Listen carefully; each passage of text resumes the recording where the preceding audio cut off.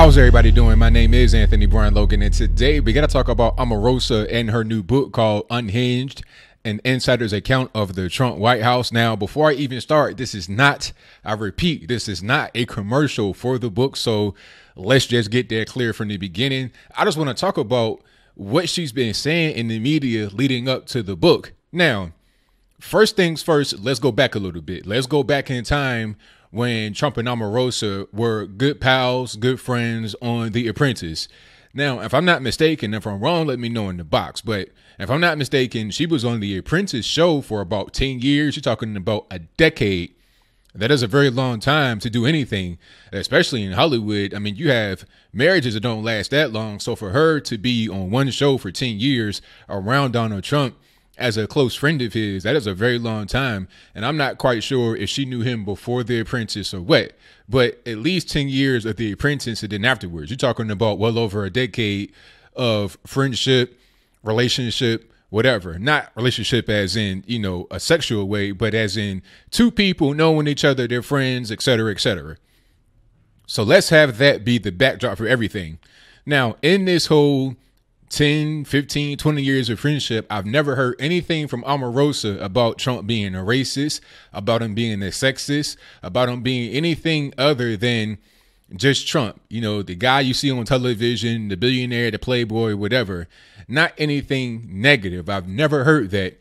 Matter of fact, let's not forget, during the election, she was one of his biggest cheerleaders. She would go out there and slay the dragons. I did a great video about her. Well, I'm not saying it was great because of me. It was great because of her when she went on The View and she wrecked everybody. She tore Joy Behar all to shreds. It was a beautiful thing to see.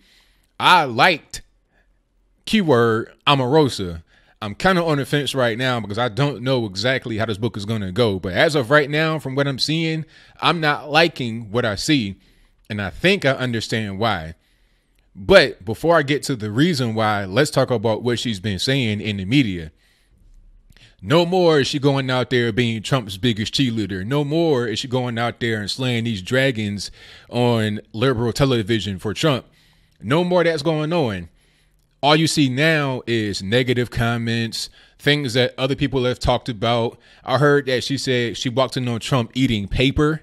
I mean, a sheet of paper and he was eating it. That's what I've heard that she said, maybe in her book or otherwise. She also talked about how people were having sex in the White House. Talked about there was one person called the White House Barbie. She threw Hope Hicks under the bus. It's a lot of stuff that she said that is totally against how she was at the very beginning. She outright called him a racist, said he's trying to start a race war. Now, she said this on camera. I think it was TMZ that, you know, did one of these airport interviews, and she said that on camera. So I'm just really confused. How does one person go from being a friend of yours for 10, 15, 20 years to all of a sudden being a racist? What did you see in the White House that you did not see when you were on The Apprentice for 10 years? And then after that, just being Trump's friend. All right. What's really going on here? I don't know. But I think I have a good idea. And the phrase I'm about to tell you is as old as time. It's in the Bible. This is something that is biological. So don't nobody get offended. Hell hath no fury like a woman scorned. That's right. That is what, in my humble opinion, is going on here. Because that's the only really good way I have to explain it. How do you go from being someone's friend, their confidant, you see the person as a mentor, and you've known them for 10, 15, 20 years with no problems, all of a sudden, after you have a fallout, now everything is negative. Now everything is against Trump. What's really going on? Hell hath no fury like a woman scorned. All right? That's what's going on. I've seen it happen before. Because what happened with Omarosa, she was in the White House, and she felt like she had unfettered access to Trump. She could just talk to him whenever she wanted. She could interrupt meetings. She could be in meetings that she wasn't really supposed to be in. She just had no restraint like a wild animal.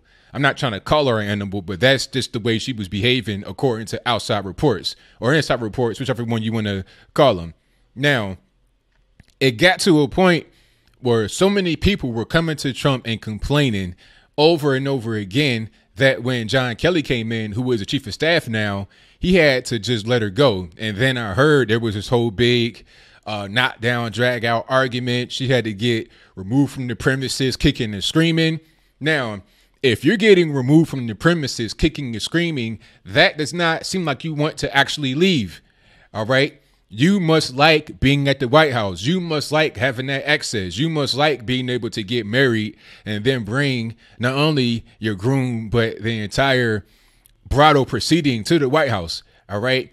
This is only about maybe a year ago, a few months ago.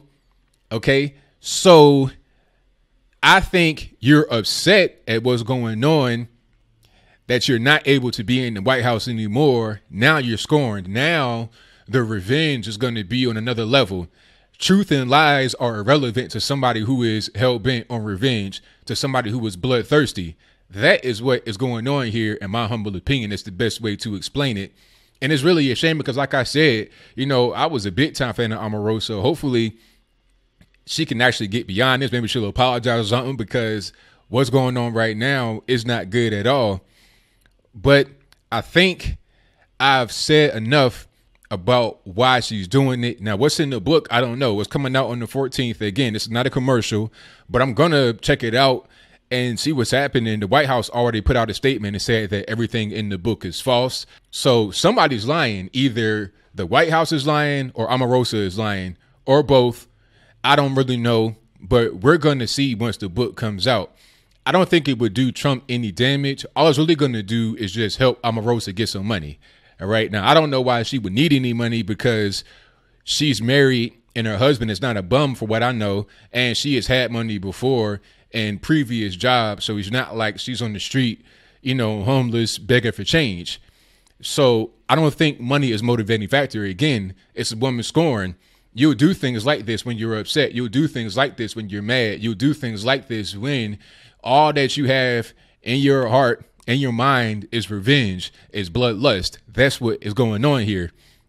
And like I said, it's really a shame, but we're going to see what's in the book. I don't think it's going to be anything more damaging than the Bob Mueller investigation or whatnot. But hey, it's just one more thing Trump has to deal with. It is what it is. We'll find out once the book is released. So what do you think? Do you think that Omarosa's new book will be full of lies like Sarah Huckabee Sanders said?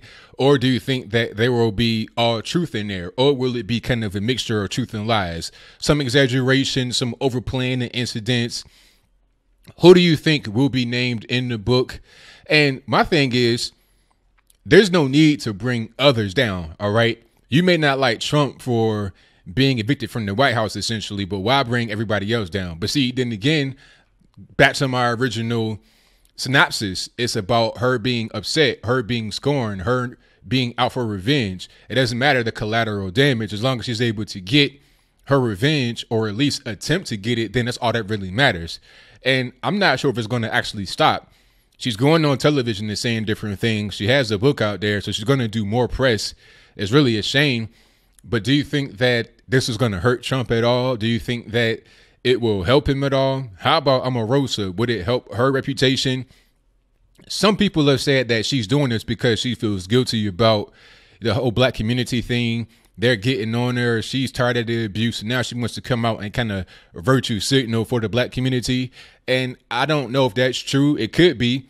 That could be part of the whole situation. That could be part of the way that she's going about it. Calling Trump a racist, and he's trying to start a race war. I think the main thing that she might focus on in the video is a Charlottesville situation where he said there was good on both sides. Obviously, everybody knew that he was not talking about the Nazis being good. He was talking about those that were not racist on the side of keeping the statue on the campus of UVA, and those who were against it, people that were not in racial or violent groups on both sides of that particular argument, not of the side of the Nazis and the non-Nazis. But see, people don't really think about context situations. All they see is what the media portrays to them, and then they make their assertions based on that. All right. It's really a shame, but whatever your comments are, please let me know in the comments below. And that's all I got to say for this video. If you like what you heard, please comment, rate, share, and subscribe. Peace.